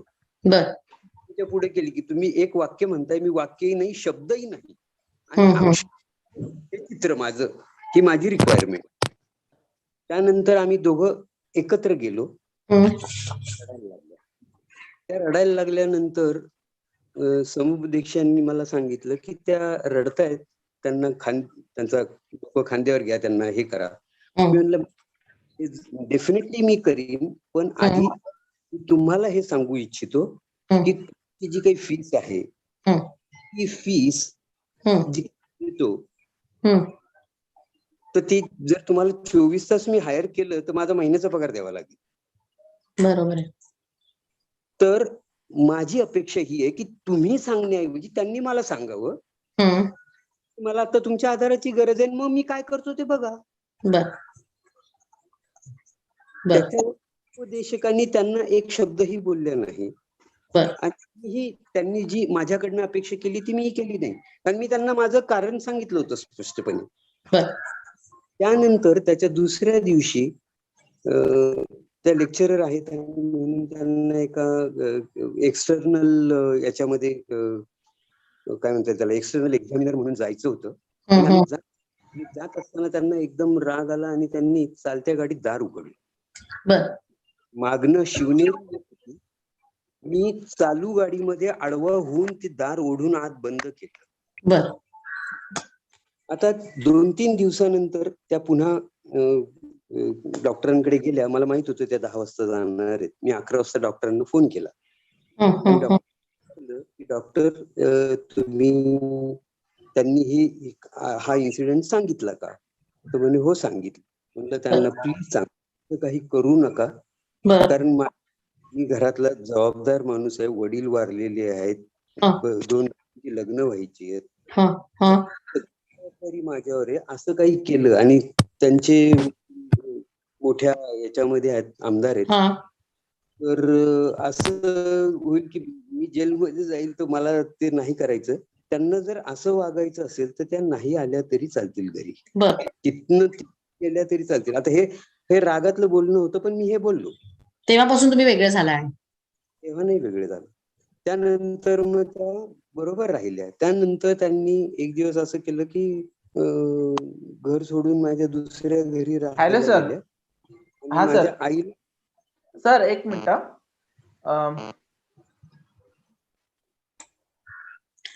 नागेश तुम्ही म्यूट झालाय स्वतः. हा आपण थोडस ना. हॅलो हॅलो हॅलो, आवाज येतोय सर? हा आवाज येतोय तुम्हाला?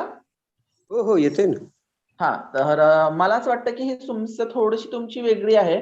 तर त्याच्यासाठी आपल्याला पूर्ण डिटेल्स मध्ये आपल्याला माहिती घ्यावी लागेल.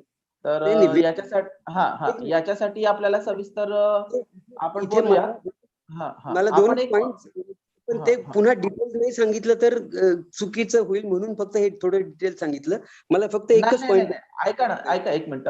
ह्या सेशन मध्ये आपण या सगळ्या गोष्टीचा आपण कन्क्लुजन नाही काढू शकणार आहे, कारण की जेव्हा आपण आता हे तुमची एकच बाजू आहे सर. मला आपला विषय हा होता की समुपदेशक किंवा सायकियाट्रिस्ट कडनं चूक होऊ शकते, तर त्याच्याबद्दल मी फक्त बोलतोय. नाही ऍक्च्युली कसं आहे सर, समुपदेशक हा दिशादर्शक असतो. तर दोघांचं मत घेतल्याशिवाय समुपदेशक, कुठलाही समुपदेशक जरी असेल तरी त्यांना सांगायचं फक्त एवढंच असतं की तुम्ही संसारात जर व्यवस्थित सुधारणा केली की तुमचे जे मत आहेत एकमेकांवर लादले तर त्याच्यामध्ये इश्यू होऊ शकतात. आता हे तुम्ही म्हणालेत ना, हे तुमची बाजू आहे, परंतु तुमच्या मिसेसची जी आहे तर त्यांचं म्हणणं काय आहे ते आपण नाही सांगू शकणार. आणि दुसरी गोष्ट, सायकियाट्रिस्ट किंवा ज्यांना सायकियाट्रिस्टची गरज आहे त्यांना आम्ही समुपदेशक म्हणून रेफर पण करत असतो. रेफरिंग करणं पण आमचं काम आहे. आणि आमच्याने काही होत नसेल तर शेवटी आम्ही घटस्फोटाचा पण आम्ही सल्ला देऊ शकतो. तर ते व्यक्तिपरत्वे, सिच्युएशन परत्वे वेगळं असते. त्याच्यामुळे आता मला असं वाटतं की याच्यामध्ये बोलणं चुकीचं आहे असं मला वाटतं. आणि तुम्ही जे काही निर्णय घेतले होते ते तुमच्या परीने निर्णय घेतले होते त्या क्षणी, बरोबर? तर याबद्दल मला हे नाहीये. मला फक्त तुम्हाला सायकोलॉजी, मी हे जे उदाहरण दिलं त्यात मला एकच सांगायचं की जे चुकलं ते सायकोलॉजिस्ट काय करतात की ज्याचं चुकलं त्याला तुझं चुकलंय हे सांगायला का तयार होत नाही. तुझंही बरोबर आहे, तुझंही बरोबर आहे. म्हणजे आता मी थोडं जोक मध्ये सांगतो की डिव्होर्सची केस चालू होती, पत्नीने आरोप केले, हो तुमचं बरोबर आहे. मग नवऱ्याला सांगितलं, जजनी विचारलं, जजनी त्यांना सांगितलं तुमचंही बरोबर आहे. मग प्रेक्षक बसलेला होता, त्याने विचारलं तुम्ही म्हणता यांचं बरोबर आहे, यांचंही बरोबर आहे. मग जज म्हणले हो तुमचंही बरोबर आहे. हे जे होतं त्याच्याबद्दल मी बोलतोय. ठीक आहे ना सर. समुपदेशक हे वेगळे असतात. प्रत्येक व्यक्ती म्हणून त्यांना आलेले अनुभव, त्यांच्या समोर आलेले प्रत्यक्ष नॉलेज, गुड काउन्सिलर म्हणून असणं, ह्या सगळ्या गोष्टीचा आपण डिपेंड असतो. तर त्याच्यामुळे असं मला वाटतं की एखाद्या काउन्सिलरने तुमच्या बाबतीत असं झालेलं आहे की तुम्ही दुसरा काउन्सिलर किंवा दुसऱ्या तज्ञ व्यक्तींसोबत पण सल्ला घेऊ शकले असते त्या क्षणी, जर तुम्हाला संसारात व्यवस्थित राहायचं असेल, किंवा तुम्ही संसार जर व्यवस्थित टिकवायचा असेल तर ते आता त्याबद्दल आपण विचार करणं किंवा एकाच बाजूने टाळी वाजत नाही. मला असं वाटतंय की आता त्या क्षणाबद्दल किंवा त्या वेळेबद्दल आपण बोलणं चुकीचं आहे. किंवा त्या काउन्सिलरने तुमच्यासाठी काय केलं किंवा काही ठेवलेलं नाहीये, तर तुम्ही त्या क्षणी दुसरं काउन्सिलर पण किंवा दुसरे सायकियाट्रिस्ट म्हणा किंवा जे तज्ञ व्यक्ती आहेत, तर त्यांच्याच पण आपण सल्ला घेतलो असतो. तर कदाचित ते तुमच्या भूतकाळातील घटना झाली तर त्याच्याबद्दल आपण असं आता बोलू नये असं मला वाटतं. तावडे सर, तुम्ही याबद्दल काय सांगू शकणार का? मला असं की काही जोडप्यांमध्ये सायकॅट्री प्रॉब्लेम काही असतो आणि ते बरोबर. सायकॅट्री प्रॉब्लेम प्रत्येकच काउन्सिलरला समजतं असंही नसतं. त्याच्यामुळे कदाचित असं होऊ शकतं बा. याचा अर्थ त्याचं ज्ञान कमी पडतं असं नाही ना. चुकीचं सजेशन देत प्रॉब्लेम तर कदाचित त्याला सायकॅट्रिस्टकडे आपल्याला रेफर. बरोबर बरोबर. Hello Nagesh sir. हा सर. सर गजानन बोलतो. तुमचे खूप खूप धन्यवाद सर. Thank you sir. सायली मॅडमचे पण खूप खूप धन्यवाद चांगलं लेसन दिल्याबद्दल. Okay, thank you. Thank you sir. Sayali madam, तुमचा नंबर शेअर कराल? हा मॅडम, ज्योत्स्ना मॅडम. हो सर. हा, तुम्हाला एक रिक्वेस्ट आहे. आपण एक होप फाउंडेशनची ग्रुप बनवला आहे. मी ते व्हॉट्सअपवर चॅट बॉक्सवर टाकलेलं आहे. त्याच्यामध्ये तुम्ही जॉईन होऊन जा. आणि सायली मॅडम त्या ग्रुपमध्ये आहेत आणि त्यांनी पण तुम्हाला शेअर करतील. मी पण तुम्हाला त्या याच्यामध्ये आहेत. चालेल. Thank you sir. नागेश सर, माझा एक प्रश्न होता. हा बोला ना सर. सर, प्रत्येक वेळेस भांडणामध्ये पुरुषच हा सामोर असतो की स्त्री पण कारणीभूत असतो? हे त्या सिच्युएशन वर आहे. तुम्हाला माझी केस स्टडी माहिती असेल. सर, तुमची केस बद्दल आपल्याला नंतर बोलता येतं. परंतु ह्या प्लॅटफॉर्मवर तुम्हाला काय अपेक्षित आहे किंवा तुम्हाला काय कसं वाटलं त्याच्याबद्दलच आपल्याला अपेक्षित होतं, किंवा तुम्ही सांगू शकला तरी चालेल. कारण की आता तुमची हे जी फास्ट आहे, मला असं वाटतं की ते घडून गेलेली आहे आणि तुम्ही मला सविस्तर सांगितलेलंच आहे. तर आपलं सेशन पण ऑलरेडी झालेलेच आहेत आणि आपलं होत पण आहे. नाही, पण या समाजामध्ये जनरली काय भांडण होणं जास्त पुरुषावर जास्त आरोप करतात. पुरुष दारुडा असतो, बेवडा असतो, स्त्रीला मारहाण करतो किंवा नपुंसक असतो. ह्या गोष्टी मुलीकडून जास्त किंवा मुलीच्या फॅमिलीकडून जास्त मुलाकडे केल्या जातात. बरोबर आहे. परंतु असं नपुंसक आहे किंवा बाकीच्या गोष्टी एकाच वेळी मॅनिपुलेट नाही ठेवू शकत. तर कदाचित त्यांच्यामध्ये गैरसमज पण असू शकतं. आता माझ्याकडे इतके सारे केसेस आहेत की आताच एक नुकतंच केस आहे की लग्नाला 1 महिना झाला जवळपास, की त्यांच्यामध्ये रिलेशन आलेलं नाहीये म्हणून मुलगी माहेरी चालली गेली. म्हणजे त्याला नपुंसकच्या शिक्का मारली आणि लगेच चालली गेली. तर बऱ्याच पुरुषांना त्याच्याबद्दल म्हणजे भीती असते आणि दोघांचा याच्याने होत असते. सेक्स म्हणजे फक्त एकच पुरुषांनी सामोरं घेतलं पाहिजे, सामोरच पुढाकार घेतला पाहिजे असं येतच नाही. म्हणजे तिचा पण रिस्पॉन्स असणं गरजेचं आहे. तर परंतु बऱ्याच महिलांना त्याच्याबद्दल गैरसमज असते. त्याच्यामुळं म्हणजे मी हात लावेन तर त्याच्या लिंगात आढळता येईल अशा पद्धतीचे गैरसमज कुठेतरी असते. आणि आपल्या समाजामध्ये लैंगिक शिक्षणाचा अभाव आहे. महिला असो किंवा पुरुष असो. तर त्याच्यामुळे त्यांच्या दोघांचं पण काउन्सिलिंग होणे आणि तज्ञ समुपदेशकांची मदत घेणे खूप गरजेची असते, मला असं वाटतं. आणि तुमच्या बाबतीत जे झालेलं आहे तर ते मी तुम्हाला सविस्तरपणे सांगितलेलंच आहे.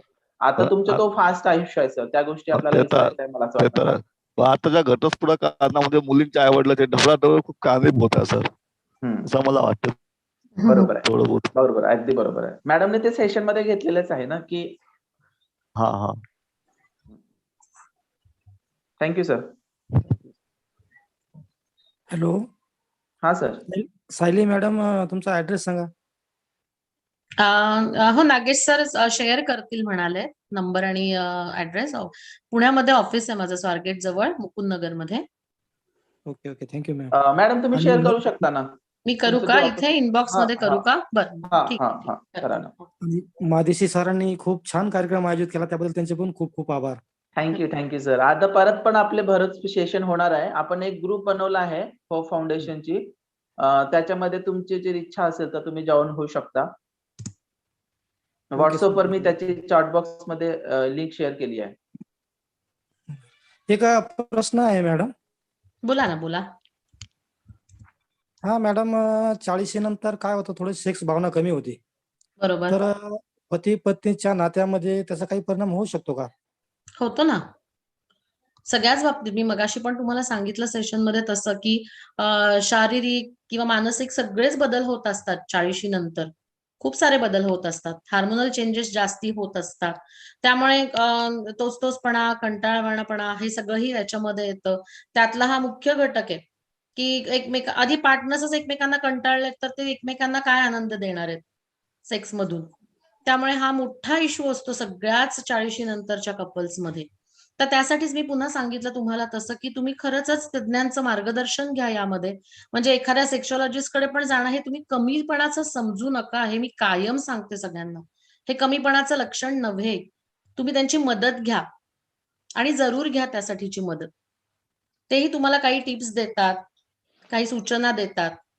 त्यामध्ये तुमच्यामध्ये पुन्हा या सगळ्या गोष्टी चांगल्या नवीन पद्धतीने तुम्ही त्या करू शकता, अगदीच करू शकता म्हणजे.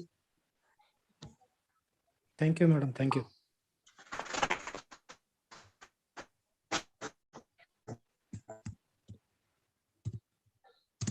अजून मॅडम कोणाला काही प्रश्न?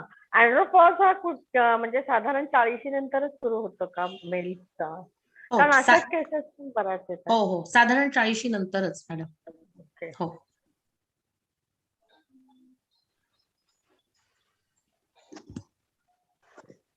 अतिशय सुंदर सेशन झालं आजचं मॅडम. पती पत्नीचं नातं कसं खोलवता येतं.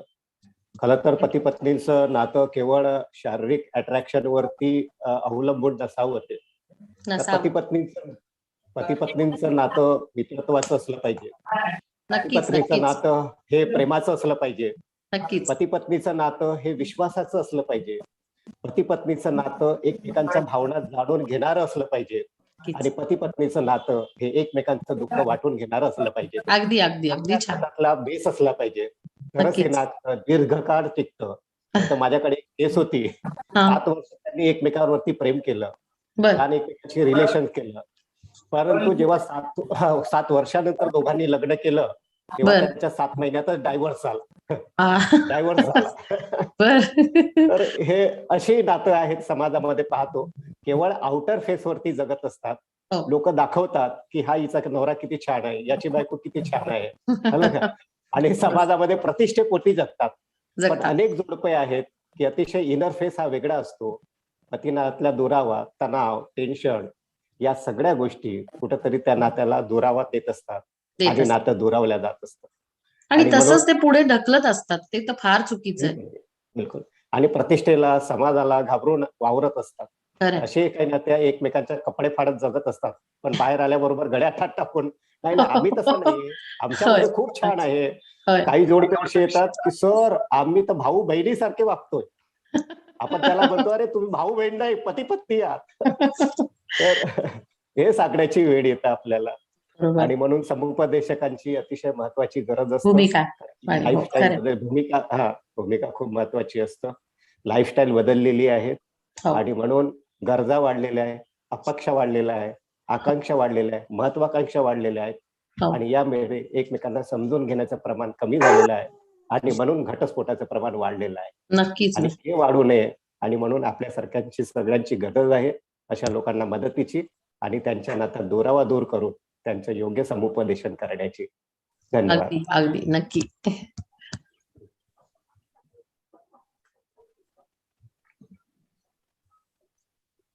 नागेश, पुन्हा एकदा तुझं धन्यवाद. अतिशय आपल्या होप फाउंडेशन तर्फे असल्या विविध विषयावरती जे समाजात चर्चेले जात नाही व्यासपीठ आपण निर्माण केलेले आहे. यामध्ये सर्वच आपण विषय आपण एकमेकांशी शेअर करतो. कोणी याकडे अतिशय वेगळ्या नजरेने पाहत नाही, वेगळ्या दृष्टिकोनातून पाहत नाही आणि समाजात अतिशय महत्वाचे विषय आपण या प्लॅटफॉर्मवर चर्चेला जात असतो. याचं ज्ञान सगळ्याच माझ्यासारख्या समुपदेशकांना सुद्धा मिळते आणि मिळत राहील. पुन्हा एकदा खूप खूप अभिनंदन. Thank you so much. Thank you so much. Nagesh sir, खरंच तुम्ही हे जे कार्य करताय अतिशय म्हणजे खरंच शब्द नाहीत माझ्याकडे. खरंच आता खूप गरज आहे आणि या सगळ्याचीच, या सगळेच विषय घेण्याची. आणि तुम्ही विषयच इतके सुंदर घेताय सगळेच म्हणजे. हो, थँक्यू सो मच. मॅडम, मी तुम्हाला सांगू इच्छितो की आजचं जो सेशनचं टायटल आहे पती पत्नीचं नातं असं फुलवता येतं. त्याचे जे नाव आहे तर धनंजय तावडे समुपदेशक आहेत. त्यांनीच मला आता सुचवलेले आहेत. तर मी सांगू इच्छितो त्यांचं पण मी खूप आभार मानतो. तर कोणाचे प्रश्न नसतील तर आपण सेशन इथं संपवूया असं मला वाटतं, की आभार प्रदर्शन मी करतो असं म्हणत होतो. कोणाला काही प्रश्न आहेत का? कोणाला प्रश्न असतील तर प्लीज सांगा. सर नमस्कार. हॅलो. हा सर. सेशन तर काय मला ऐकायला भेटलं नाही, उशिरा जॉईन झालो मी. पण मॅडमांचा सेशन म्हणजे समजा वेगळ्या विषयावर पुन्हा कधी होणार आहे का? हा नक्की होईल सर. आता ही आपली सुरुवात आहे, बरोबर. त्याच्यामुळे आजचे सेशन भरपूर होणार आहेत, त्याच्यामुळे काही प्रॉब्लेम नाही. अच्छा चालेल काय हरकत नाही. हा कापुरे सर, काय प्रॉब्लेम नाही, रिक्वेस्ट. आपण आपल्या ग्रुपमध्ये शेअर करूया. हो नक्की सर, चालेल. Okay sir. महादेशी सर, तुमचा पण ऍड्रेस सांगा ना एकदा सर. सर माझा मोबाईल नंबर शेअर करू? हो सर, हो. हा चॅटबॉक्स मध्ये करू का की सांगू? सर चॅटबॉक्स मध्ये पण हो, चालेल, सांगितलं म्हणजे तो तरी राहील चालेल. आमच्याकडे. ओके. आणि सायली मॅडमचा पण नंबर. हा तुम्ही ग्रुप जॉईन करताय मॅडम? हो करते ना सर. मी लिंक बघते, आहे ना लिंक त्याच्यावर? हा मी शेअर केलाय ग्रुपवर. ओके. हा परत एकदा ग्रुप मध्ये शेअर केलाय बघा व्हॉट्सअप चॅट. चालेल.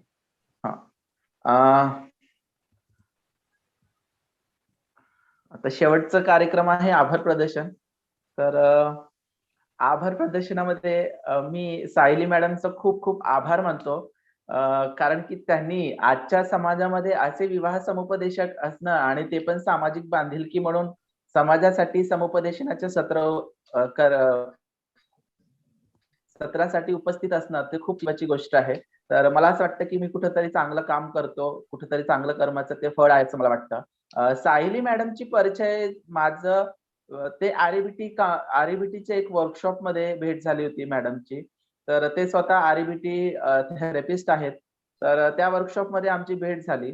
तर त्यांचं स्वतःहून मला फोन आलं होतं की सर, आता सध्या रिसेंटली बरेच केसेस आपल्याला पाहायला मिळतंय की बरेच मॅरिटल इश्यूज होत आहेत, तर विवाहावर आपण एक सेशन घेऊयात.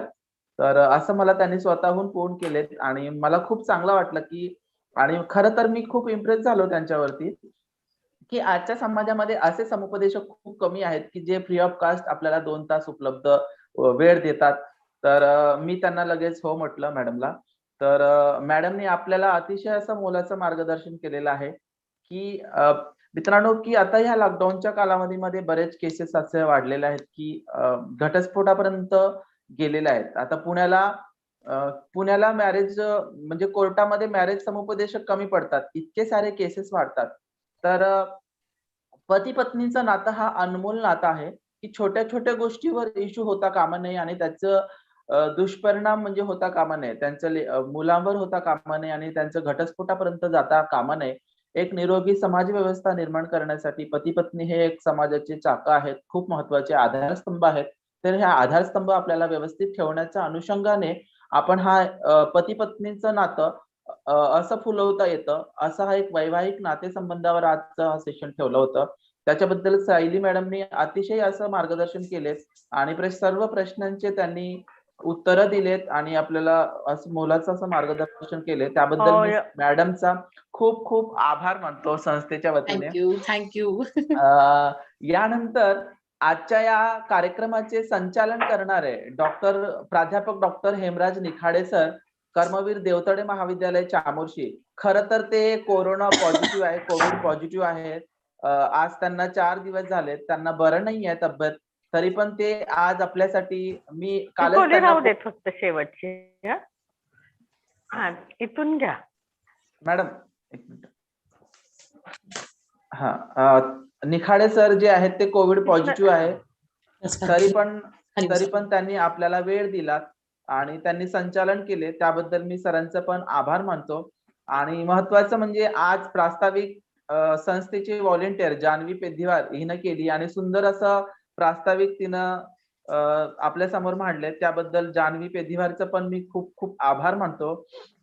आणि आजच्या या सेशनचं टायटल देणारे, आपल्याला माहिती देणारे समुपदेशक धनंजय दावाळे सर यांचं पण मी आभार मानतो. आणि अतिशय सर्वात महत्वाचे भाग म्हणजे तुम्ही जे श्रोते आहेत, प्रेक्षक आहेत, त्यांनी पण अतिशय उत्स्फूर्त असं प्रतिसाद आम्हाला दिलात आणि प्रश्न पण तुम्ही मांडले, उपस्थित केले, त्याबद्दल मी सर्वांचे आभार मानतो. आणि सर्वांना विनंती करतो की जे आपण जे व्हॉट्सअपचा ग्रुप बनवला आहे होप फाउंडेशनचा, त्याच्यामध्ये सहभागी होतील. म्हणजे कसं आहे की आपण प्रत्येक वेळी इंडिव्हिज्युअली प्रत्येकांना पाठवू शकत नाही, तर ते लिंक आपण शेअर करू शकतो तिथं आणि सगळेजण सहभागी होऊ शकतात. तर अजून एक सर्वांना विनंती आहे की होप फाउंडेशन सिरोंच्या बद्दल अजूनही समाजामध्ये बरेच लोकांना माहिती नाही, तर आपल्याला थोडं विनंती आहे की सर्वांना या संस्थेबद्दल माहिती द्या. आपल्या संस्थेची वेबसाईट पण आहे, त्या ग्रुपमध्ये मी शेअर करतो. सर्वांना म्हणजे माहित झालं पाहिजे, जेणेकरून आपल्या म्हणजे आपण अनेक असे सेशन घेणार आहोत आणि ते पण आपण फ्री ऑफ कॉस्ट घेणार आहोत. तर बऱ्याच वेळेला आपल्याला पाहायला मिळतं की ऑनलाईन सेशन मध्ये काही पेड सेशन असतात, तर तरी पण आपण ते पेड कुठल्याही पैशाची अपेक्षा न करता आपण मोफत सेशन ठेवत आहोत. तर हे एक महत्वाचं आहे. तर त्याचा फायदा व्हावा याच्यासाठी प्लीज करून सर्वांनी संस्थेबद्दल माहिती देतील. परत सर्वांचे मी आभार मानतो. आभार मानतो. आणि सायली मॅडमचं परत एकदा, इकडं मी बसले, मग इकडं फिरवायचं असं आणि असं. धन्यवाद नागेश सर. हा, थँक्यू सो मच मॅडम. खरं फिरू नका ते. पुन्हा भेटूयात आपण नक्कीच. तुम्ही लावत जाऊ नका मग. काल लावून ठेवलेली व्हॉट्सअप ग्रुपची लिंक कुठे होप फाउंडेशनच्या? हॅलो. हा हॅलो, येतोय का आवाज? हा मॅडम. हा मॅडम येतो. होप फाउंडेशनचा व्हॉट्सअप ग्रुप तुम्ही म्हणालात, ती लिंक मला मिळत नाहीये, ती कुठे? मी आता चॅट बॉक्स मध्ये टाकलाय मॅडम, शेअर केली. चॅट बॉक्स मध्ये टाकलाय? हा, चॅट बॉक्स मध्ये शेअर केलाय बघा ना. नाही सर, लिंक आली नाही आलंय. पुन्हा टाका. ओके, एक सेकंड.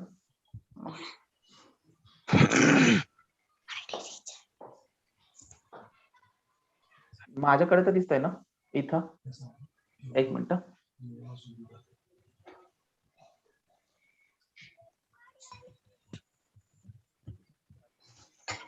ओके, मला फोन करा.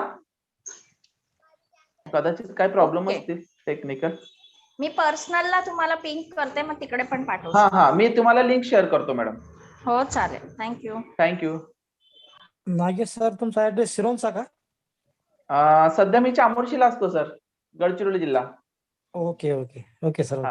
हा.